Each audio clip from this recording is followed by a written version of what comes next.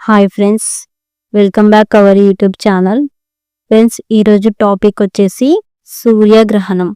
అయితే ఈ సూర్యగ్రహణం మన భారతదేశంలో ఏర్పడుతుందా, ఏర్పడదా అన్నది తెలుసుకుందాం. అయితే శాస్త్రవేత్తల ద్వారా తెలిసింది ఏమిటంటే మన భారతదేశంలో సూర్యగ్రహణం కనిపించదు అని చెప్తున్నారు. సో అది ఎందుకో ఇప్పుడు తెలుసుకుందాం.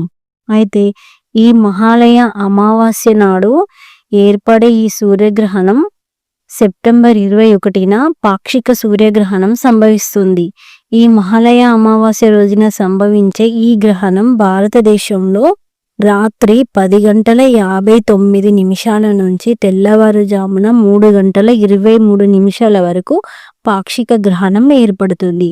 అయితే ఈ సమయంలో జపాలు, ధ్యానాలు చేస్తే మంచి ఉపయోగం ఉంటుందని మన సనాతన ధర్మం, హైందవ ధర్మం చెప్తున్నాయి. అయితే 21 ఆదివారం నాడు ఏర్పడే ఈ సూర్యగ్రహణం సింహరాశిలో వస్తుంది. సో సింహరాశి వారు ఈ గ్రహణాన్ని చూడకూడదు అని శాస్త్రులు, పండితులు చెబుతున్నారు. అందువల్ల ఈ రాశి వారు చూడకుండా ఉండడం మంచిది.